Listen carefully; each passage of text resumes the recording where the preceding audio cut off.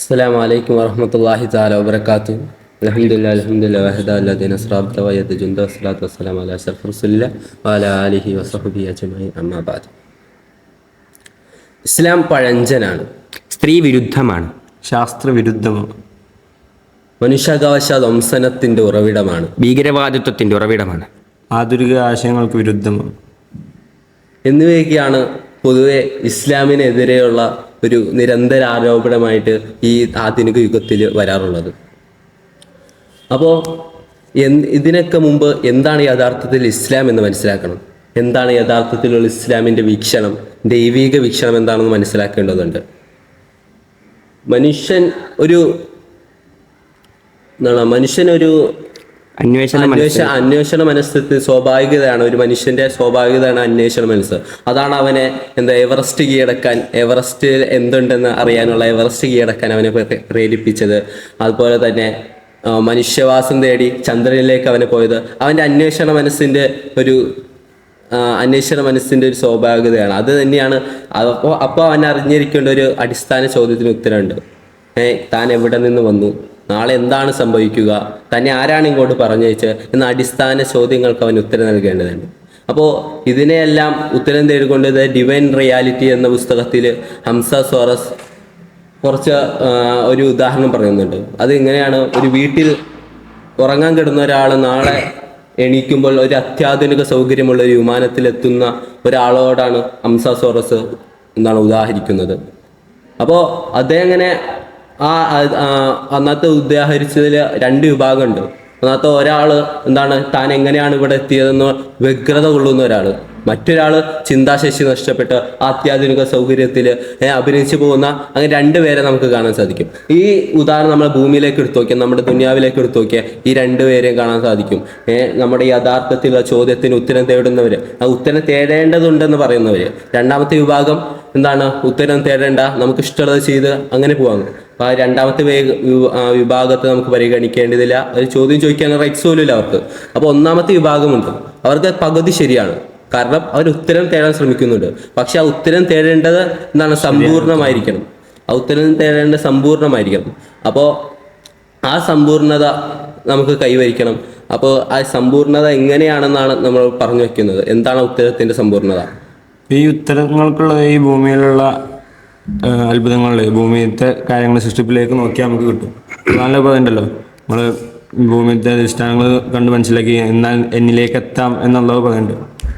ഇപ്പോൾ ഇവിടെ നോക്കേണ്ടത്, ഇപ്പോൾ ഭൂമിയിൽ ഇതര ഗോളങ്ങളിൽ നിന്ന് ഭിന്നമായി ഭൂമിയിലെ ജീവവ്യവസ്ഥ, പിന്നെ സൂര്യനിൽ നിന്ന് കൃത്യമായ ഒരു അകലത്തിൽ സ്ഥിതി ചെയ്യുന്ന ഭൂമി, ഇതിൽ നിന്നൊന്നും മുന്നോട്ട് ഗമിക്കുകയാണെങ്കിൽ വറ്റി വളർന്ന ജലാശയം, ഇനി ഒന്ന് പിന്നോട്ടാണെങ്കിൽ തണുത്തു വരുന്ന ജലാശയം, പിന്നെ അതിൻ്റെ കറക്കം, ഭൂമി കറങ്ങുന്നുണ്ടെങ്കിൽ നമ്മൾ പറഞ്ഞില്ലേ അതിൻ്റെ ചെരിവ് 23.5 എന്ന അളവിൽ, കൃത്യമായൊരളവിൽ കറങ്ങിക്കൊണ്ടിരിക്കുന്നത് കാരണമാണ് കാലാവസ്ഥാ വ്യതിയാനങ്ങൾക്ക് മാറ്റമുണ്ടാകുന്നത്. മാത്രമല്ല ഭൂമി സമമായിട്ട് നിൽക്കാൻ വേണ്ടിയിട്ട് ഭൂമിയുടെ അവിടെ എവിടെയും പർവ്വതങ്ങളുടെ നിക്ഷേപം, അതുപോലെ തന്നെ ഒരു ഭാഗത്ത് ഉയർന്ന പർവ്വതമുണ്ടെങ്കിൽ, ഉദാഹരണത്തിന് 8848 മീറ്റർ ഉയർച്ചയുള്ള മൗണ്ട് എവറസ്റ്റ് ഉണ്ടെങ്കിൽ, മറുഭാഗത്ത് 11,816 മീറ്റർ താഴ്ചയുള്ള മറിയാന ട്രെഞ്ച് നമുക്ക് കാണാൻ സാധിക്കും. ഇതൊക്കെ സ്വാഭാവികമായിട്ടും തന്നെ ഉണ്ടായതാണെന്ന് പറയാൻ നമുക്ക് സാധിക്കുമോ?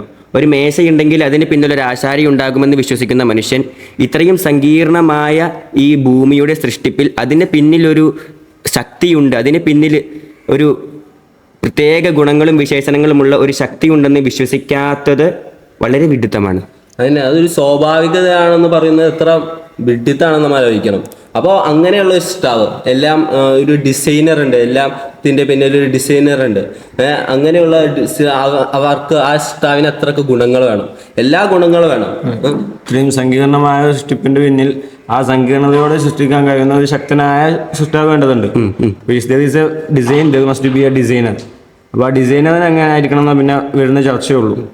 അപ്പോൾ ഇത്രയും സങ്കീർണമായതുകൊണ്ട് തന്നെ അതിൻ്റേതായിട്ടുള്ള ക്വാളിറ്റീസ് ആർക്ക് വേണം? ഡിസൈനറൊന്നും വേണം. ഇപ്പോൾ നമ്മൾ പറഞ്ഞല്ലോ, മേശ ഉണ്ടാവുന്നത് എന്നുള്ളത് മേശയ്ക്ക് പിന്നിലൊരു ആശാരി ഉണ്ടെന്നുള്ള തെളിവാണ് മേശ. ഈ ഭൂമി ഉണ്ടാവുക എന്നുള്ളത് ഭൂമിക്ക് പിന്നിലുള്ള ഒരു സൃഷ്ടാവിനുള്ള തെളിവാണ്. അപ്പോൾ ആ സൃഷ്ടാവ് എങ്ങനെ ആയിരിക്കണം എന്നുള്ളതുണ്ട്. അപ്പോൾ ആ സൃഷ്ടാവിന് വേണ്ട ഒരു ക്വാളിറ്റീസ് പറയാറുണ്ട്. വുജൂദ്, എക്സിസ്റ്റൻസ് ഉണ്ടായിരിക്കണം. പിന്നെ ബക്കാ, അതായത് എവർലാസ്റ്റിങ്നെസ്, ഹിതം, എറ്റേണാലിറ്റി. പിന്നെ പറയുന്നത് പിന്നെ സെൽഫ് സഫിഷ്യൻസി, അതായത് കിയാമ ബിൻ നഫ്സ് എന്ന് പറയും. പിന്നെ മുഹാലഫത്തുൽ ഹവാദിസ്, സൃഷ്ടികളോട് എതിരാകുക എന്നുള്ളത്. ബീയിങ് ഡിസിമിലർ ടു ക്രിയേഷൻസ് എന്നാണ് പറയുന്നത്. അതുപോലെ പിന്നെ വഹ്ദാനിയത്ത്.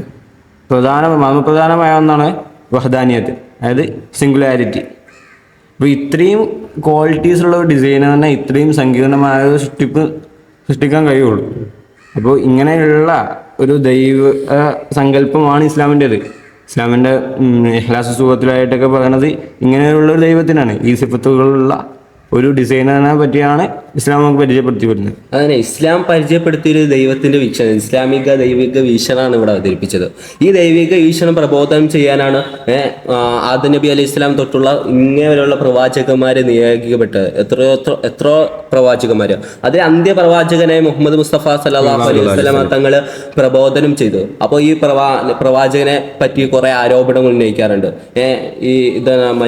ഇത് സ്വാർത്ഥ താല്പര്യങ്ങൾക്ക് വേണ്ടിയാണ് പ്രവാചകൻ പ്രബോധനം ചെയ്തതെന്നൊക്കെ. അതൊരിക്കലുമല്ല. സ്വാർത്ഥ താല്പര്യങ്ങൾക്ക് വേണ്ടിയാണ് പ്രവാചകൻ സല്ലല്ലാഹു അലൈഹി വസല്ലമ തങ്ങൾ പ്രബോധനം ചെയ്തിരുന്നെങ്കിൽ നബി സല്ലല്ലാഹു അലൈഹി വസല്ലമ തങ്ങൾക്ക് സമ്പത്ത് വേണമെങ്കിൽ സമ്പത്ത് നൽകാം, പെണ്ണിനെ വേണമെങ്കിൽ പെണ്ണിനെ നൽകാം, സ്ഥാനം വേണമെങ്കിൽ സ്ഥാനം നൽകാമെന്ന് പറഞ്ഞപ്പോൾ നബി സല്ലല്ലാഹു അലൈഹി വസല്ലമ തങ്ങൾ അതിൽ നിന്ന് പിന്തിരിയണമായിരുന്നു. പക്ഷെ അങ്ങനെ ചെയ്തില്ലല്ലോ. ദീനുൽ ഇസ്ലാമിന് വേണ്ടിയിട്ട് പ്രബോധനം ചെയ്യുകയല്ലേ ചെയ്തത്. അതുപോലെ മറ്റൊരു ആരോപണമാണ് ജനങ്ങളെ സമുദ്ധരിക്കാൻ വേണ്ടിയാണ് പ്രവാചകൻ പ്രബോധനം ചെയ്തതെന്നൊക്കെ. സമുദ്ധരിക്കാൻ വേണ്ടിയാണെങ്കിൽ അന്ന് നിലനിന്നിരുന്ന ബഹുദൈവ ആരാധന നിഷേധിച്ച് ധാർമ്മിക മൂല്യങ്ങളെ സ്ഥാപിക്കേണ്ടതില്ലായിരുന്നു. ആ ബഹുദൈവാരാധന നിഷേധിക്കാതെ ധാർമ്മിക മൂല്യങ്ങളാക്കിയാൽ മതിയായിരുന്നു. ഇങ്ങനെ മാത്രമാണ് ലക്ഷ്യം എന്നുണ്ടെങ്കിൽ അതായിരുന്നു എളുപ്പം. അതെ, അല്ല കള്ളപ്രവാദിത്വം വാദിക്കേണ്ട ആവശ്യമൊന്നുമില്ല. ഇങ്ങനെ ഈ വഴി തെരഞ്ഞെടുത്താൽ മതിയായിരുന്നു.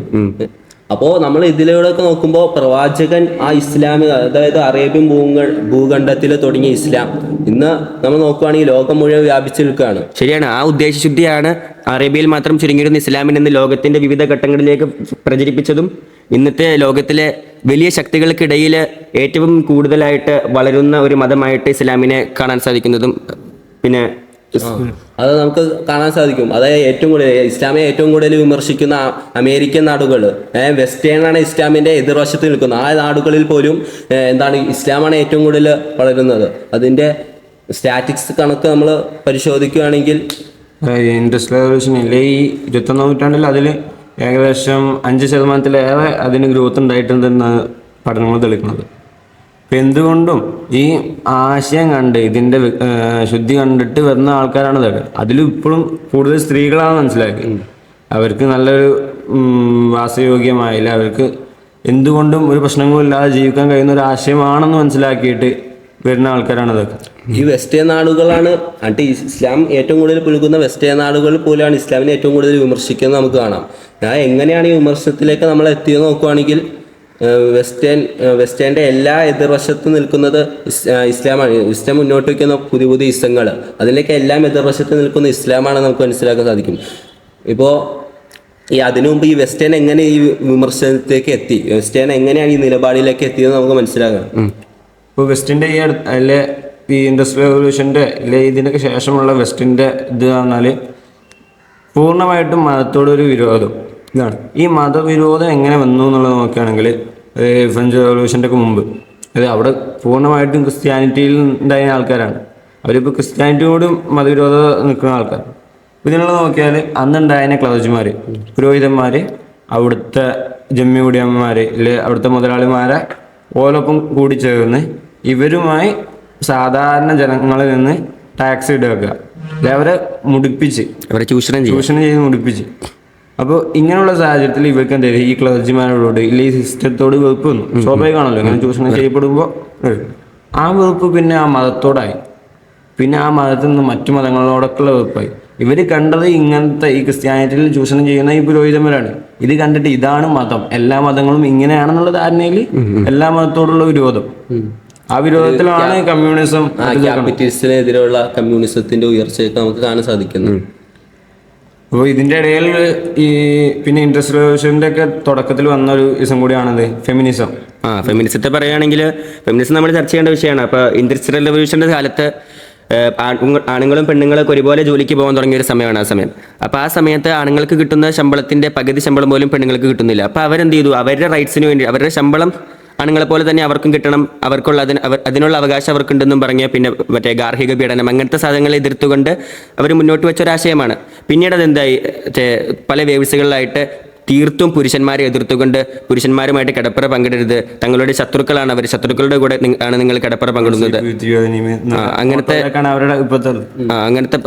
മോട്ടോകളൊക്കെ വന്ന് ഇത് ഈ പുരുഷന്റെ ഈ സാധനം പുരുഷനായിട്ട് ഒരു ബന്ധം പാടില്ല എന്ന് പറഞ്ഞിട്ട് അവർ കുറെ എഴുത്തുകാർ എന്താണ് ഇന്ത്യൻ ടൈംസിലെ എന്താ ന്യൂയോർക്ക് ടൈംസിലൊക്കെ അച്ചടിച്ച് വന്നിട്ടുണ്ട് ആ പുസ്തകത്തെ പറ്റി. അതായത് ഫ്രഞ്ചുകാരിയായ പോളൻ ഹെർഗൻമയുടെ എന്താണ് പുസ്തകം ഐ ഹേറ്റ് മെൻ എന്ന ഒരു പുസ്തകമുണ്ട്. അപ്പോൾ അതൊക്കെ അതിനെക്കുറിച്ചൊക്കെ ന്യൂയോർക്ക് ടൈംസിലൊക്കെ അടിച്ചു വന്നതാണ്. അതിൻ്റെയൊക്കെ ദൂഷ്യവശങ്ങൾ അത് നമ്മൾ പരിശോധിക്കേണ്ടത്. എന്താണ് ഇതുകൊണ്ട് ഈ ഫെമിനിസം കൊണ്ട് മെയിൻ അവർ ഉദ്ദേശിച്ചത് സ്ത്രീയുടെ ശാക്തീകരണം ആണെങ്കിലും കുറച്ച് അത് കടമ്പ കഴിഞ്ഞാൽ അത് പുരുഷനോടുള്ള വിരോധമായി, പിന്നെ മതത്തിനോടുള്ള വിരോധമായി, അത് ലൈംഗികതയിലേക്ക് മാറുന്ന ഒരു സാഹചര്യം വരെ എത്തിയിട്ടുണ്ട്. അപ്പോൾ ഫാമിലിയുടെ ഒരു ഫാമിലി എന്നുള്ള ഒരു സിസ്റ്റം തന്നെ അവർ അതിൽ നിന്ന് ഇല്ലാണ്ടാക്കി. ഇവിടെ നോക്കുകയാണെങ്കിൽ ഈ ഫെമിനിസം വരേണ്ട ഒരു ആവശ്യമായിരുന്നു ആ കാലഘട്ടത്തിൽ. അവർ മാറി നിൽക്കുന്ന സമയത്ത് അവരെ തന്നെ മുന്നോട്ട് വരേണ്ടിയിരുന്നു. അത് നല്ലൊരു കാര്യമായിരുന്നു. പക്ഷെ പിന്നീട് വന്ന് അതിനെ പരിവർത്തനം ചെയ്ത് പിന്നെ ഇങ്ങനത്തെ എത്തിയതെല്ലാം വിഷയമുള്ളത്. അപ്പോൾ ഇവർ പുരുഷന്മാരിൽ നിന്ന് മാറി പുരുഷന് വരെ ഞങ്ങൾക്ക് സ്വന്തമായിട്ട് ഇത് വേണം, ഞങ്ങളെ കാര്യം ഞങ്ങൾ തന്നെ നോക്കണം എന്നുള്ള ആശയത്തിൽ ഇറങ്ങി തിരിച്ചവർ ഇതുകൊണ്ട് തന്നെ ഫാമിലി എന്നുള്ള ഒരു സിസ്റ്റം മാറി. പിന്നെ ഒരു സിംഗിൾ പാരൻ്റ് എന്നുള്ള സിസ്റ്റത്തിലേക്ക് മാറി. അതായത് മറ്റേ ഫാദർലെസ് അമേരിക്ക. അപ്പോൾ ഈ സാധനം സ്ത്രീകൾ പിന്നെ ബുദ്ധിമുട്ടാണ്, അച്ഛനില്ലാതെ ആ കുട്ടികളെ വളർത്തുക എന്നുള്ളത് ബുദ്ധിമുട്ടാണ്. അപ്പോൾ ഇങ്ങനെ രീതിക്ക് മാറിയതും പിന്നെ ഈ സമയത്തുള്ള ഈ മറ്റേ സ്ത്രീകൾ മുഴുവനായിട്ടും ജോലിക്ക് പോകണത്, അത് രാവിലെ മുതൽ രാത്രി വരെ ചെയ്യുക. പിന്നെയും കുട്ടികളുണ്ടെങ്കിൽ സിംഗിൾ കുട്ടികളെ നോക്കുക. അതെ, അപ്പോൾ ഇതൊരു അവർക്ക് ബുദ്ധിമുട്ടാണ്.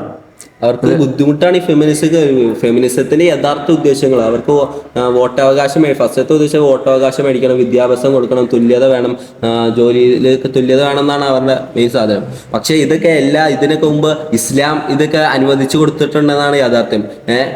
ഇസ്ലാം പ്രവാചകൻ മുഹമ്മദ് സല്ലല്ലാഹു അലൈഹി വസല്ലം തങ്ങൾ ഇവർക്കുള്ള അവകാശങ്ങൾ, റൈറ്റ്സ് മേടിച്ചു കൊടുത്തിട്ടുണ്ട്. ഇവർക്ക് ഇവരുടേതായ പരിഗണന നൽകിയിട്ടുണ്ട്. ആണിന് ആണിൻ്റെതായ ഡ്യൂട്ടി നൽകിയിട്ടുണ്ട്, സ്ത്രീക്ക് സ്ത്രീയുടേതായ ഡ്യൂട്ടി നൽകിയിട്ടുണ്ട്. അപ്പോൾ നമ്മൾ അന്നൊക്കെ നോക്കുവാണെങ്കിൽ ആണിന്റെ ബയോളജി, അത് ആണും പെണ്ണും ബയോളജിക്കലായിട്ട് ഡിഫറൻസ് ആണല്ലോ. അവര് XX ക്രോമസോൺസ് ആണ് പെണ്ണിനെ പെണ്ണാക്കുന്നതും XY ക്രോമസോൺസ് ആണ് ആണിനാക്കുന്നത്. ഇതാണ് ആണും പെണ്ണുള്ള ബേസിക് മാറ്റങ്ങൾ. ഇത് കാരണം അവർ വരുന്ന ശരീര പ്രകൃതി, സ്വഭാവം, മെന്റലി മൊത്തം ഇതിലും ബാധിക്കുന്നതാണ്. ഇസ്ലാം പറയുന്നത് ഇസ്ലാമിൽ 2 ജെൻഡറിനെ പറയുന്നുള്ളൂ, മീൻ 2 സെക്സിനെ ഉദ്ദേശിക്കുന്നുള്ളൂ. ഇപ്പോൾ ഇന്നത്തെ കാലത്ത് ജെൻഡർ പൊളിറ്റിക്സും കൂടി ഉയർന്ന കാലത്ത് ഇവർ എന്താണോ മനസ്സിൽ തോന്നുന്നത് അതിനനുസരിച്ച് മുന്നോട്ട് നീങ്ങണമെന്ന് പറയുന്നവർ അത് തികച്ചും വിഡിത്തമാണ്. ഉദാഹരണം, ഞാനൊരു ഡോക്ടറെ അടുത്ത് പോകണം, ഡോക്ടറെ എൻ്റെ കാലിന് 10 സെൻറ്റിമീറ്റർ നീളം ഉണ്ടെന്ന് എനിക്ക് തോന്നുന്നു എന്നാണ്ട് ഡോക്ടർ അളവ് 10 സെൻറ്റിമീറ്റർ ഉണ്ടോ ഇല്ലയോ നോക്കും. ഇല്ലെങ്കിൽ എന്നോട് പറയാൻ വേണ്ടത്, അല്ല 10 സെൻറ്റിമീറ്റർ നിൻ്റെ തോന്നലിനനുസരിച്ച് 10 സെൻറ്റിമീറ്റർ കട്ട് ചെയ്താൽ എങ്ങനെ ഉണ്ടാവും, എനിക്ക് നീച്ച് നടക്കാൻ കഴിയില്ല. അപ്പോൾ ഈ മറ്റേ തോന്നലുകൾ ഒരു സാഹചര്യത്തിൽ ഇല്ല അയാൾ വളർന്ന ആ ജീവിത ശൈലിയിൽ നിന്നൊക്കെ വരുന്നതാണ്. അപ്പോൾ അത് അടിസ്ഥാനമാക്കിയിട്ട് ലിംഗനിർണ്ണയിക്കാൻ അത് പൂർണ്ണ കുറച്ചു കാലം കഴിയുമ്പോൾ അവർക്ക് വീണ്ടും വിചാരം ഉണ്ടായാൽ പിന്നെ നമ്മൾ ഇങ്ങോട്ട് തിരിച്ചു വരാനുള്ള ഒരു മാർഗമല്ല. അപ്പോൾ അതെന്തായാലും ഇതാണ്. അപ്പോൾ ഇവിടെ ഇസ്ലാം പറയുന്നത് ബയോളജിക്കലി 2 ജെൻഡർ. അതെ, ഇത് നോക്കേണ്ട രീതിയും ഇസ്ലാം പറയുന്നുണ്ട്. അപ്പോൾ ഇങ്ങനെയുള്ള സാഹചര്യത്തിൽ നമ്മൾ പറഞ്ഞു ഇവർ ബയോളജിക്കലി ഡിഫറെൻ്റ് ആണ്. ഇപ്പോൾ ഡിഫറെൻ്റ് ആണെങ്കിൽ ഡിഫറെൻറ്റ് ഗോൾസാണ് അവർക്കുള്ളത്. ഒരു കമ്പ്യൂട്ടർ സയൻസ് പഠിച്ച ആൾക്കും വലിയൊരു അക്കൗണ്ടന്റും ഒരേ ജോലി ഒരേ ശമ്പളം ആണെന്ന് പറഞ്ഞാൽ ഒരേ കമ്പനിയിൽ ഒരേ ജോലി ചെയ്യാൻ പറ്റില്ല. അവർ അങ്ങനെ 2 ആളും ഒരേ സാധനത്തിൽ പഠിക്കാൻ പോകേണ്ടി. അപ്പോൾ 2 ഡിഫറെൻറ്റ് സാധനത്തിന് ഡിഫറെൻറ്റ് ഗോൾസ് ഉണ്ടാവുള്ളൂ. അപ്പോൾ ഇതാണ് ഇസ്ലാം പറയുന്നത്. പെണ്ണിന് എന്താണോ ആവശ്യം അതാണ് കൊടുക്കുന്നത്. പ്രാക്ടിക്കൽ വേ ആണ് ഇസ്ലാമിൻ്റെത് എല്ലാ കാര്യത്തിലും. അങ്ങനെ ഒരു പ്രാക്ടിക്കൽ വേ എങ്ങനെയാണ് ഒരു ആണിന് ആണിൻ്റെതായ ജോലി ഉത്തരവാദിത്തം ഏൽപ്പിച്ചു കൊടുത്ത് പെണ്ണിന് പെണ്ണിൻ്റെ ഉത്തരവാദിത്തം വലിച്ച് പെണ്ണിന് കിട്ടേണ്ട എല്ലാ സംരക്ഷണം ഈ സ്ത്രീയുടെ സംരക്ഷണം ഈ ആണിൻ്റെ മേലാണ് ചുമതലപ്പെടുത്തിയേക്കണത്. ശരിയാണ്. ഇപ്പോൾ നമ്മുടെ നാടുകളിൽ കാണുന്ന സ്ത്രീധനത്തിന്റെ വിഷയങ്ങളൊക്കെ, പക്ഷെ ഇസ്ലാം പറയണത് സ്ത്രീധനല്ല, ഇസ്ലാം മഹർ എന്ന് പറഞ്ഞിട്ട് ആണ് പെണ്ണിനാണ് പൈസ കൊടുക്കേണ്ടത്. അങ്ങനെയാണ് കല്യാണം. പെണ്ണ് പറയണ എന്താണോ അത് കൊടുക്കേണ്ടി വരും. അത് മാത്രമല്ല, പിന്നെ വീടുകൾ, പെണ്ണിന് താമസിക്കാൻ സൗകര്യമായ വീട്, പെണ്ണിന്റെ വീട്ടിൽ എങ്ങനെയാണോ കഴിഞ്ഞിരുന്നത് അതിനേക്കാൾ നല്ല സൗകര്യത്തോടു കൂടിയാണ് പെണ്ണിന് താമസിപ്പിക്കണം. അതുപോലെ വീട്, പിന്നെ ഭക്ഷണം, പിന്നെ പെണ്ണിനെ കൊണ്ട് ഫുഡ് ഉണ്ടാക്കിക്കുകയാണെങ്കിൽ അവർക്ക് അതിനുള്ള കൂലി അവർ ചോദിക്കുകയാണെങ്കിൽ അത് കൊടുക്കേണ്ടി വരും. മാത്രമല്ല 6 മാസം കൂടുമ്പോൾ വസ്ത്രം, അങ്ങനെ ഇതൊക്കെ പുരുഷന്റെ മേൽ നിർബന്ധമാണ്, പുരുഷന്റെ ബാധ്യതയാണ് ഇതൊക്കെ ചെയ്യല്. അങ്ങനെ എന്താണ് സ്ത്രീകൾക്ക് വേണ്ട എന്തൊക്കെയാണ് അതൊക്കെ ഇസ്ലാം കാര്യം പുരുഷന്മാരോട് ചെയ്യാൻ പറഞ്ഞിട്ടുണ്ട്. വേണ്ട എല്ലാ ഗുണങ്ങളും സ്ത്രീനെ ഒരു സംരക്ഷിച്ചാണ് ഇസ്ലാം കൊണ്ടുവന്നത്. അങ്ങനെ എല്ലാ ഗുണങ്ങളും നോക്കി. പിന്നെ ഏറ്റവും കൂടുതൽ വിമർശിക്കുന്നത് ഇസ്ലാം ഭീകരതയാണ്. നമ്മൾ മുമ്പ് പരാമർശിച്ച പോലെ ഒരു ഭീകരവാദത്തെ സപ്പോർട്ട് ചെയ്യുന്ന പ്രോത്സാഹിപ്പിക്കുന്ന മതമാണ് ഇസ്ലാം എന്നൊക്കെയാണ് പൊതുവെ നമ്മൾ പ്രചാരണ രംഗത്ത് വരുന്നത്. അപ്പോൾ അത് അന്നത്തെ യാഥാർത്ഥ്യം നമ്മൾ മനസ്സിലാക്കണം. എങ്ങനെ ഇതിലെ ഏറ്റവും കൂടുതൽ ഇവര് ഒരു സൂറത്ത് തൗബ സൂറത്തിലെ ചില ആയത്തുകൾ ഉദ്ധരിച്ചാണ് ഇതിനൊക്കെ പറയാറ്. അതിനെ നമ്മൾ യാഥാർത്ഥ്യത്തിൽ അതിന്റെ സാഹചര്യം മനസ്സിലാക്കേണ്ടതുണ്ട്. അതിന്റെ വാക്കിൽ നിന്ന് അവർക്ക് അങ്ങനെയാണ് അതിന്റെ അർത്ഥം കിട്ടുന്നത്. അതായത് കാഫിങ്ങളെ എവിടെ വെച്ചാലും കൊല്ലൂ എന്നുള്ളൊരു ആശയമാണ് അവർക്ക് അർത്ഥം നിൽക്കുമ്പോൾ കിട്ടുന്നത്. അപ്പോൾ അറ്റ്ലീസ്റ്റ് ആ സാധനം ഇറങ്ങിയ ഇല്ല ആയത്തി ഇറങ്ങിയ സാഹചര്യം അത് മനസ്സിലാക്കേണ്ടതുണ്ട്. അപ്പോൾ മറ്റേ നമുക്ക് ഹുദൈബ സന്ധി, മദീനയിൽ നിമിത്തങ്ങൾ നിൽക്കുന്ന കാലത്ത് മക്കാരോട് നടത്തിയൊരു സന്ധിയാണല്ലോ ഹുദൈബ സന്ധി. അപ്പോൾ 10 വർഷത്തേക്ക് യുദ്ധം ചെയ്യരുത് എന്നുള്ള ഉടമ്പടി, ഈ ഉടമ്പടി അവർ ലംഘിച്ചു. ഒരു രാജ്യത്തിൻ്റെ ഇടയിലുള്ള 2 സാധനം ലംഘിച്ചാൽ ഒരു രാജ്യം എടുക്കുന്ന തീരുമാനം എന്തായിരിക്കും? കഠിനമായിരിക്കും. അതെ, അങ്ങനെ ആ കഠിനമായ തീരുമാനമാണ് അള്ളാഹു ഏൽപ്പിച്ചത്. അപ്പോൾ അതിനും വേണ്ടി മക്കയിൽ പോയ സമയത്ത് മറ്റേ അവിടെ പറഞ്ഞെന്താണെന്നും കൂടി നോക്കണം. അത് അവിടെ ആരെയും കൊന്നിട്ടില്ല ഇതുവരെ. അതെ, അപ്പോൾ ആരാണോ ഞങ്ങൾക്കെതിരെ വരുന്നത് അവരെ ഞങ്ങൾ ശിക്ഷിക്കുള്ളൂ. അവിടെ വിളംബരം ചെയ്യപ്പെട്ടത് ഫത്വ മക്കേന്റെ കാലത്ത് വിളംബരം ചെയ്യപ്പെട്ടത് നിങ്ങൾ നിങ്ങളുടെ വീടുകളിൽ ഇരിക്കുകയോ അല്ലെങ്കിൽ മുസ്ലിങ്ങളുടെ വീട്ടിൽ അഭയം പ്രാപിക്കുകയോ അല്ലെ ആരാധനാലയങ്ങളിൽ അഭയം പ്രാപിക്കുകയോ ഞങ്ങളൊന്നും ചെയ്യില്ല. ഞങ്ങളെ എതിരിടാൻ വന്നവരെ മാത്രമാണ് അവിടെ കൊല്ലു അതല്ല എതിർക്കൂ എന്നുള്ള ഒരു ഇതാണ് നമ്മളെ വിളംബരം ചെയ്തത്. അവിടെ ഒരു രക്തം ചിന്തിയിട്ടില്ല എന്നാണ് ഈ ഒരു ആയത്തിനെ ഇല്ല, ഈ ഒരു സന്ദർഭത്തെ എന്നിട്ടാണ് ഭീകരവാദം എന്ന് പറയുന്നത്. പിന്നെ മറ്റൊന്ന് പറഞ്ഞത് ഈ മുത്തദ്ദീങ്ങൾ, മുത്തദ്ദായാൽ കൊല്ലണമെന്ന് പറയുന്നത്. അപ്പോൾ അതെടുത്ത് നോക്കിയാൽ ഒരു ഇസ്ലാം കൺട്രിയിൽ, ഒരു ഇസ്ലാമിക് കൺട്രിയിൽ അവിടുത്തെ ഭരണഘടന എന്താണ്? ഖുർആനാണ്. ആ ഭരണഘടനയ്ക്ക് എതിരായിട്ട് ചെയ്യുന്നവർ ആ രാജ്യദ്രോഹ കുറ്റാണ് ചെയ്തത്. ഒരു രാജ്യത്ത് രാജ്യദ്രോഹ കുറ്റം ചെയ്താലുള്ള ശിക്ഷ എന്താ? വളരെ കഠിനമായ ശിക്ഷ കൊടുക്കുള്ളൂ. ഏത് രാജ്യങ്ങളിലും രാജ്യദ്രോഹ കുറ്റത്തിന് വളരെ കഠിനമായ ശിക്ഷ കൊടുക്കുള്ളൂ. അങ്ങനെ ഇസ്ലാമും അതിന് ശിക്ഷ കൊടുക്കുന്നു. ഇത്രേ ഉള്ളൂ അതില്. അപ്പൊ അതിനെ വളച്ചൊടിച്ചാണ് ഈ ഭീകരവാദം ഇല്ല മറ്റുള്ളവരിലേക്ക് എത്തിക്കുന്നത്. ഒരിക്കലും ഈ യാഥാർത്ഥ്യത്തിലേക്ക് ആരും നോക്കുന്നില്ല. ഈ ചില തുമ്പുകൾ ഇട്ടിട്ട് ഇസ്ലാമിനെ കരിവാരി തേക്കാൻ ഉള്ളൊരു ഗൂഢലക്ഷ്യമാണ് ഇതിന് പിന്നില്. ഇസ്ലാം ഒരു നിമ്മിയായ കാഫിറിന് അല്ല നിമ്മിയായ ഒരു മുസ്ലിമിന് നൽകുന്ന ഒരു പരിഗണന.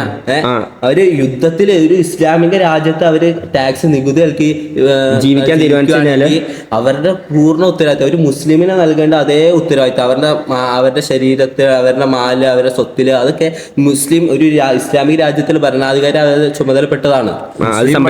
അവിടെ സംരക്ഷണം നിൽക്കണമെന്നാണ്. ഇവരൊക്കെ ഒരു യുദ്ധത്തിന് പോവുകയാണെങ്കിൽ ഒരു അമുസ്ലിമിനെ അവിടെ യുദ്ധം ചെയ്യേണ്ട ആവശ്യമില്ല. അമുസ്ലിമിനെ അവിടെ സ്വന്തം രാജ്യത്ത് കഴിഞ്ഞാൽ മതി. അതാണ് ഇസ്ലാം നൽകുന്ന അമുസ്ലിമിന് നൽകുന്ന പരിഗണന. അങ്ങനെ ഓരോ വിഷയത്തിൽ നമ്മൾ എടുത്തു നോക്കുകയാണെങ്കിൽ ഇപ്പൊ ഈ ലോകത്തെ ഏറ്റവും കൂടുതൽ പ്രയാസപ്പെടുന്ന എന്ന വിഷയമാണ് പട്ടിണി എന്നുള്ളത്. ഈ പട്ടിണിയില് ഇപ്പൊ മുന്നോട്ട് വയ്ക്കുന്ന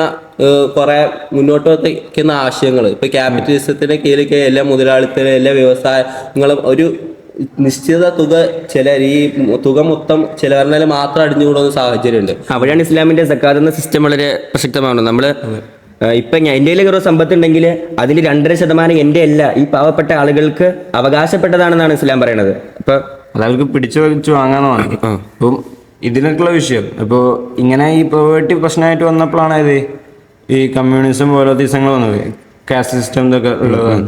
പക്ഷെ അതൊരിക്കും പ്രാക്ടിക്കൽ അല്ല. അത് സാമ്പത്തികമായിട്ട് എല്ലാവരും ഒരേപോലെ ആവൂല. അങ്ങനെ ഈ എന്ത് നടക്കൂല, മൂല്യങ്ങളുണ്ടാവില്ല. അപ്പോൾ ഇതിനും പ്രാക്ടിക്കൽ ആയിട്ടുള്ള സാധനം വന്നത് ഒരാൾ പൈസക്കാരനാവാം, പക്ഷെ ബേസിക്കലി ഇന്ന സമയത്തിൻ്റെ ഉള്ളിൽ ഇന്ന സമയം വരെ എത്തിയാൽ അതിൻ്റെ 2.5% പാവപ്പെട്ടവർക്ക് ഇല്ലാതാവും. അത് മറ്റുള്ളവർക്കുള്ള അവകാശപ്പെടുത്തും. അപ്പം ഇവിടെയൊക്കെ നോക്കിയാൽ അന്നേ ഉള്ളത് എത്രത്തോളം പ്രാക്ടിക്കൽ ആയിട്ടുള്ള സാധനമാണെന്ന് നോക്കും. അപ്പോൾ ഇങ്ങനെ സ്ഥിരമായിട്ട് നടത്തുന്ന ഒരു രാജ്യത്ത് പട്ടിണി ഉണ്ടാവുമോ? ഇല്ല, ഒരിക്കലും ഇല്ല. ഇപ്പൊ നമ്മുടെ ഇന്ത്യയിലെ ഏറ്റവും പട്ടിണി വഹിക്കാൻ ഇപ്പൊ ഇങ്ങനെ ചൊല്ലുണ്ടല്ലോ, അതല്ല ഈ എലോൺ മസ്കിന് സാധനമൊക്കെ കൊടുത്ത് ഇവിടുത്തെ പട്ടിണിക്ക് സമ്പത്ത് കൊടുത്ത പട്ടിണിക്ക് മാറുന്നു. അപ്പോൾ ഒരു പാവപ്പെട്ടവനെ തോന്നുക, ഇസ്ലാമിന്റെ അടിസ്ഥാനത്തിൽ ജീവിക്കുന്ന ഒരു പാവപ്പെട്ടവനെ തോന്നുക തൻ്റെ 2.5% സ്വത്ത് ആർക്കിൻ്റെ സമ്പന്ന ആൾക്കാരുടെ കയ്യിലുണ്ടെന്ന് പറയുന്ന ഒരു ഫീലിംഗ് ഉണ്ടാവും ഒരു പാവപ്പെട്ടവന്. അപ്പോൾ പാവപ്പെട്ടവന് അവൻ്റെതായ അവകാശങ്ങൾ നമുക്കൊന്ന് ഇസ്ലാം എത്ര മനോഹരമാണ്. ഈ ഇസ്ലാമിനെയാണ് കരിവാരി തേപ്പിക്കാൻ ഓരോരുത്തരും ശ്രമിക്കുന്നത്. ഇപ്പോൾ ഏറ്റവും കൂടുതൽ ശ്രമിക്കുന്ന വെസ്റ്റേൺ നാടുകൾ. അവർ ഈ ഭീകരവാദവും ഇങ്ങനെ ഇസ്ലാമിൻ്റെ ഈ കാഴ്ചപ്പാടുകളും ഈ മൂല്യങ്ങളൊന്നും കാണാതെ ഇങ്ങനെ കരിവാരി തേക്കുക, അവർ മുന്നോട്ട് വയ്ക്കുന്ന ആശയങ്ങൾ അത് എത്ര ദൂഷ്യവശങ്ങളാണ് ഈ ലോകത്ത് സൃഷ്ടിക്കുക നമ്മൾ ആശയങ്ങൾക്ക് ഏറ്റവും കൂടുതൽ എതിരെ നിൽക്കുന്ന ഇസ്ലാമാണല്ലോ. ഒരു ഫാഷൻ രംഗത്താണെങ്കിൽ പോലും അവരിങ്ങനെ കരിവാരിയൊക്കെയാണ് ഒരു കാരണം എന്ന് പറയാറുണ്ട്. അതായത് ഇവരാണ് ഇപ്പോൾ എന്തുള്ളത്, വെസ്റ്റിനാണ് ഇപ്പോൾ ഡൊമിനൻസ് ഉള്ളത്. ഇപ്പോൾ ഒരു തരത്തിൽ വെസ്റ്റ് എന്താണോ പറയുന്നത് അതാണ് ലോകത്തിൻ്റെ ഇത് എന്നുള്ള മനസ്സിലാക്കി അതിനനുസരിച്ച് നീങ്ങുന്ന കാലമാണ്. ഇപ്പോൾ ഇവരൊരു സാധനം ഇല്ലൊരു പ്രൊഡക്റ്റ് എന്തെങ്കിലും ഇറക്കുകയാണെങ്കിൽ ഫാഷനിലോ ഇല്ല എന്തെങ്കിലും സാധനം ഇറക്കുകയാണെങ്കിൽ അതിനെതിരായിട്ട് ഇല്ല, ആ വസ്ത്രധാരണക്ക് എതിരായിട്ട് നിൽക്കുക ഇസ്ലാം മാത്രമേ ഉള്ളൂ. ഇസ്ലാം ഒരു കൃത്യമായിട്ടുള്ള വസ്ത്രധാരണ ഇല്ല ഇങ്ങനെ രീതി പറഞ്ഞിട്ടുള്ളൂ. ഇപ്പോൾ പ്രത്യേകിച്ച് ഇപ്പോഴത്തെ ക്യാപിറ്റലിസ്റ്റ് പ്രൊഡക്റ്റുകൾ ഇല്ല ഇങ്ങനെ വരുന്ന സാധനങ്ങളൊക്കെ എന്താണ് സ്ത്രീയെ ഫോക്കസ് ചെയ്തിട്ടാണ്. ഇപ്പോൾ മേക്കപ്പ്സ് ഇല്ല ഫാഷൻ എല്ലാ സാധനവും സ്ത്രീ എന്നുള്ള ഇതിനെ ഒരു ജെൻഡറിനെ ഇല്ല ഒരു സെക്സിനെ ഫോക്കസ് ചെയ്തിട്ടാണ് ഈ പ്രൊഡക്റ്റുകൾ കൂടുതലുള്ളത്. അപ്പോൾ സ്ത്രീക്ക് ഇങ്ങനെ ഒരു കൃത്യമായ രീതി ഒക്കെ നിശ്ചയിച്ച് കൊടുക്കുമ്പോൾ അത്രയും പ്രൊഡക്റ്റ് അവർക്ക് വിറ്റുപോകില്ല. അപ്പം അതിന് ഇസ്ലാമിൽ നിന്ന് ആൾക്കാർ എത്രത്തോളം ഇങ്ങോട്ട് വിളിക്കുന്നത് അത്രത്തോളം അവരുടെ പ്രൊഡക്റ്റ് പോകും. അപ്പം ഇതാണ് അതിൻ്റെ പിന്നിലെ ലക്ഷ്യം എന്ന് പറയാറുണ്ട്. അപ്പോൾ ഇവിടെ നോക്കുകയാണെങ്കിൽ ഇവർ മറ്റേ ഈ ഫെമിനിസ്റ്റുകളുടെ വകഭേദത്തിൽ വന്ന ഇതാണ്, അത് നഗ്നത കാണിക്കുകയാണെങ്കിൽ അതാണ് സൗന്ദര്യം. പണ്ട് കാലത്ത് മറച്ചു നടന്നിരുന്ന ഒരു വിഭാഗമാണ് അവര്. പെട്ടെന്ന് ഇൻഡസ്ട്രിയൽ റവല്യൂഷന് ശേഷം ഒരു ഭാഗം വെളിവാക്കി എത്രത്തോളം വെളിവാക്കും അത്രത്തോളം സൗന്ദര്യമാകും. പക്ഷെ അവിടെ മനസ്സിലാക്കണില്ല, സ്വന്തം ശരീരം കാണിക്കുക എന്നുള്ളത് അതൊരു അഭംഗിയാണ്, ഇല്ലേ ഒരു നമ്മളെ ഇജ്ജത്തിന് ബാധിക്കുന്ന കാര്യം.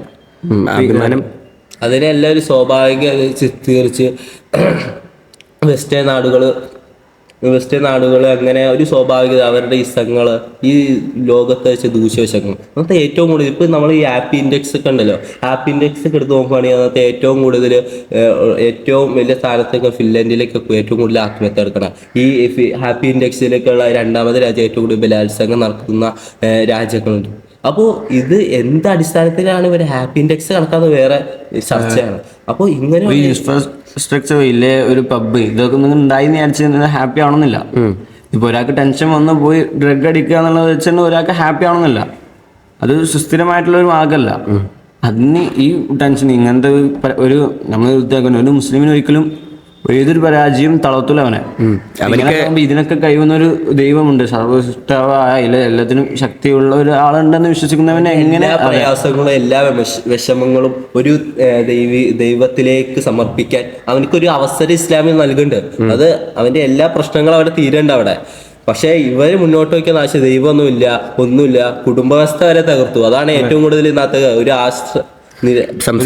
തുറന്ന് സംസാരിക്കാൻ ഒരു കുടുംബമില്ല. ഒരു പത്നിയില്ല. ഇപ്പോൾ ഒരു പുരുഷന് വർക്ക് ലോഡ് ഉണ്ടെങ്കിൽ അയാൾ രാത്രി വരുമ്പോൾ അയാളുടെ ഭാര്യനോട് സംസാരിക്കുക, അല്ലെ ഭാര്യക്ക് ഭർത്താവിനോട് സംസാരിക്കുക. ഇങ്ങനെയാണ് ഒരാൾ നമ്മളിപ്പോൾ ഒരു സാധനം സംസാരിക്കുമ്പോൾ ഇല്ലേ തുറന്ന് പറയുമ്പോൾ നമ്മളെ ഭാരം ഇറക്കി വെച്ചൊരു ഇതുണ്ടാവും. സ്വാഭാവികമാണ്, മനുഷ്യൻ്റെ ഘടനയാണ്. അപ്പോൾ ഇതിനൊരു അത്താണിയായിട്ടില്ലേ ഒന്ന് പോയിട്ടൊരു ഇത് പറയാനുള്ള ആരുമില്ല. ഇനിയിപ്പോൾ ഒരാൾ കുടുംബാംഗങ്ങളൊന്നും ഇല്ലാത്ത ആളാണെങ്കിലും ഒരു മുസ്ലിം ആണെങ്കിൽ ഇല്ലേ ഇങ്ങനെ ഒരു ദൈവവിശ്വാസിയാണെങ്കിൽ അയാൾക്ക് ആ ദൈവത്തോട് പറയാം. അപ്പോൾ കിട്ടുന്നതുണ്ട്. ഇതാണ് ഒരു മനുഷ്യന് മതം ഇല്ലേ, പ്രത്യേകിച്ച് ഇസ്ലാം മതം നൽകുന്ന സാധനം. അത് എല്ലാ വിഷയത്തിലും നമുക്ക് ഒരു സോഷ്യലായിട്ട് എങ്ങനെയൊക്കെ ഇടപെടണം, എങ്ങനെയൊക്കെ ജീവിക്കണം എന്നൊക്കെ ഇസ്ലാം മുന്നോട്ട് വയ്ക്കുന്നുണ്ട്. സോഷ്യൽ മാനേഴ്സിന്റെ കാര്യം പറയുകയാണെങ്കിൽ ഒന്ന് തുപ്പുന്ന വിഷയത്തിലാണെങ്കിൽ പോലും ഇസ്ലാം അതിന് കൃത്യമായ രൂപം നൽകുന്നുണ്ട്. തുപ്പിക്കഴിഞ്ഞാൽ അത് മൂടിക്കളയണം അങ്ങനെയൊക്കെ പറയുന്നുണ്ട്. തുമ്മിക്കഴിഞ്ഞാൽ പൊത്തിപ്പിടിക്കണം, അതുപോലെ കോട്ടുവായി ഇടുമ്പോൾ ഒരാൾക്ക് ബുദ്ധിമുട്ടാവുന്ന രീതിയിൽ ചെയ്യണം എന്നുള്ളതാണ്. ഒരു സോഷ്യൽ മാനേഴ്സ് ഒക്കെ അതൊക്കെ ഒരു മനുഷ്യ ജീവിതം ഇങ്ങനെ ചിട്ടപ്പെടുത്തി കൊണ്ടുപോകണം ഇസ്ലാം. അങ്ങനെ ഓരോ വിഷയത്തിലും ഇസ്ലാമിൻ്റെതായ നയമുണ്ട്. അത് തോന്നിയത് ചെയ്ത എന്ന് ഇസ്ലാമിലില്ല. ഇസ്ലാം പറയുന്നുണ്ടോ അത് എത്ര പെർഫെക്റ്റ് ആയിരിക്കും. ഇപ്പൊ നമ്മൾ ഒരു ആളെ കാണുവാണെങ്കിൽ അത് പുഞ്ചിരിച്ച ആളെ സമീപിക്കാൻ ആ ആളെ അപ്പൊ അദ്ദേഹത്തിൽ ഉണ്ടാകുന്ന ഒരു സന്തോഷം, ഒരു പുഞ്ചിരി നൽകുന്ന സന്തോഷമുണ്ട്. പിന്നെ ഒരു അവ്യാജ വാക്യം പോലും ഉണ്ട് ഇസ്ലാമിൽ. ഇത് അസ്സലാമു അലൈക്കും, നിന്റെ മേലെ രക്ഷ ഉണ്ടാവട്ടെ എന്നുള്ളതാണ്. ഈ സലാമിന്റെ സാധനം നോക്കുകയാണെങ്കിൽ ഇപ്പോൾ ഞാൻ ഇപ്പോൾ നല്ലോണം സന്തോഷിക്കുന്ന സമയം ഇല്ലേ, ഞാൻ നല്ല ടെൻഷൻ ആയിക്കണം, ഈ സമയത്തൊക്കെ പറയാം. ഇപ്പം മരിച്ച സ്ഥലത്ത് പോയിട്ട് ഹായ് എന്ന് പറഞ്ഞാൽ എങ്ങനെ ഉണ്ടാവും? അത് അർത്ഥത്തിൽ യോജിക്കൂല, അല്ലെ ഹലോ എന്നുള്ളത് നടക്കൂല. അപ്പോൾ അവിടെ പോയിട്ട് ഒരാൾ അസ്സലാമു അലൈക്കും എന്ന് പറഞ്ഞാൽ അയാൾക്കൊരു ഇതാണ്. ഇപ്പോൾ തനിക്ക് വേർപ്പെട്ട ആൾ ഒരാൾ വന്ന് തനിക്ക് വേണ്ടി ദ്വാരക്കാണ്, അതായത് നിന്റെ മേലെ രക്ഷ ഉണ്ടാവട്ടെ, ഇങ്ങനെ വിഷമിച്ചിരിക്കുന്ന ഒരാളെടുത്ത് നിന്റെ മേലെ രക്ഷ ഉണ്ടാവട്ടെ. എന്തൊരു ആശ്വാസമായിട്ടില്ല മനുഷ്യന്. അത്രയും ഒരു ഡീപ്പായിട്ട് എല്ലാ കാര്യത്തിലും ഡീപ്പായിട്ടുള്ള ഒരു വിഷയം, ഒരു മൊത്തത്തിലുള്ള ആ സാധനം ഇസ്ലാം നൽകുന്നുണ്ട്. എന്തൊരു അടിപൊളിയാന്ന് നോക്കിയേ. അപ്പോൾ ഈ ഇസ്ലാമിനെ ഇങ്ങനെ കരിവാരിത്തേക്ക് വിമർശിക്കുന്നവർ, ഈ ഇസ്ലാം ഒരു മതേതരത്തോടെ എല്ലാവരെയും ഉൾക്കൊള്ളിച്ച് ഇപ്പോൾ ഇസ്ലാമിൻ്റെതായ മതസൗഹാർദ്ദത്തോടെ, അതായത് ഇതിന് വ്യത്യാസം വരും. ഈ മതേതരത്വം എന്ന് പറഞ്ഞിട്ട് എല്ലാ മതങ്ങളും ഉൾക്കൊള്ളിച്ച ഒരു സാധനം അതല്ല ഇസ്ലാം. എല്ലാവരെയും ബഹുമാനിക്കുക. നമ്മൾക്ക് നമ്മുടേതായ മതം, അവർക്ക് അവരുടേതായ മതം. ഇപ്പോൾ ഇസ്ലാം ഖുർആനി അത് മറ്റൊരാളെ മതത്തെ ബഹുമാനിക്കില്ലേ, അവനെ ബഹുമാനിക്കാനുള്ള മെന്റാലിറ്റി വേണം. പക്ഷെ ഇനി എങ്ങനെ സെക്കുലർ എന്നുള്ളത് നടക്കാത്ത കാര്യമാണ്. ഒരു മതവിശ്വാസി ആയിരിക്കെ മറ്റേ മതവും ശരിയാണെന്ന് വിശ്വസിക്കുകയാണെങ്കിൽ അവൻ രണ്ടിലും പെടാത്ത കൊല്ലത്തിലായി. രണ്ട് മതവും ഒരു മതവും അംഗീകരിക്കുന്നില്ല. പക്ഷെ ഈ മതം അവനും മനുഷ്യനാണ്, അവന് വേണ്ടത് അവന് കൊടുക്കണം. ഇതാണ് ഇസ്ലാം പറയുന്നുള്ളൂ. ഇപ്പോ മറ്റേ ക്രൈസ്തവര് മദീനയിലേക്ക് വന്നപ്പോ അവരെ പള്ളി തുറന്നു കൊടുത്തല്ലോ നിസ്കരിക്കാൻ വേണ്ടിയിട്ട്. ഒരു സ്വന്തം ആരാധനാലയം മറ്റൊരു മതത്തിന് അവർക്ക് വേണ്ട കാര്യങ്ങൾ ചെയ്യാൻ വേണ്ടി തുറന്നു കൊടുത്തു. അതുപോലെ മദീന ചാർട്ടർ ലോകത്ത് തുല്യതയില്ലാത്ത മാറ്റങ്ങൾക്ക് തിരികൊളുത്തിയതാണ് ആ സംഭവങ്ങളൊക്കെ. അതന്നെ മുഹാജിറുകളെ അൻസാരികളെയും അത് രണ്ടും വേറെ വേറെ ദിശകളിൽ വന്ന മുഹാജിർ വേറെ, അവർക്ക് വേറെ സംസ്കാരമുണ്ടോ, അൻസാറുകൾക്ക് വേറെ സംസ്കാരമുണ്ടോ. പക്ഷെ അവരൊക്കെ ഒരുമിച്ച് ഒരേ സഫിൽ നിർത്തി ഒരുമിച്ച് ഒരു വ്യത്യാസങ്ങളില്ലാതെ അതിനകത്ത് താഴ്ന്നവനുണ്ടാവും, വലിയവനുണ്ടാവും, സമ്പന്നനുണ്ടാവും. അതാണ് ഇസ്ലാമിന്റെ സാഹോദര്യ സങ്കല്പം. ഒരുമിച്ച് വലിയവനെന്നോ ചെറിയവനെന്നോ കറുത്തവനെന്നോ വെളുത്തവനെന്നോ വ്യത്യാസമില്ലാതെ ഒരേപോലെ ഒരേ സഫിൽ നിന്ന് നമസ്കരിക്കുന്നു. വിശ്വവിഖ്യാതനായ അമേരിക്കൻ ബോക്സിംഗ് താരം Cassius Clay Muhammad Ali Clay എന്ന നാമം സ്വീകരിച്ച് ഇസ്ലാമിലേക്ക് കടന്നു വന്നത് കണ്ടിട്ടാണ്. അദ്ദേഹം ഒട്ടനവധി ആൾക്കാരുണ്ട് ഇസ്ലാമിനെതിരെ വിമർശിച്ച് എഴുതാൻ വേണ്ടി ബുക്കിനും വേണ്ടി റെഫറൻസും തേടി പോയ ആള് പിന്നീട് ഇസ്ലാമിലേക്ക് കടന്നു. അവിടെ ഇന്റർവ്യൂ ഒക്കെ നമുക്ക് കാണാറുണ്ട്. അപ്പോൾ ഇത്രയും ഒരാളെ മാറ്റം വരുത്താനുള്ള എല്ലാം ഉണ്ട്. ഒരാൾ ജനിച്ചത് മുതൽ അയാൾ മരിക്കുന്നവരെയുള്ള എല്ലാ കാര്യങ്ങളും ഇസ്ലാമിൽ പറയുന്നുണ്ട്. അത് മൈന്യൂട്ട് കാര്യങ്ങളല്ല. അതാണ് ഇസ്ലാമിന്റെ പിന്നിൽ ഇത്രയും ഉദ്ദേശങ്ങളുണ്ടെങ്കിൽ മരിച്ചു കഴിഞ്ഞിട്ട് അയാളെ സംസ്കരിക്കണം, അതുകൂടെ ഇസ്ലാം പറഞ്ഞു വെക്കുന്നുണ്ട്.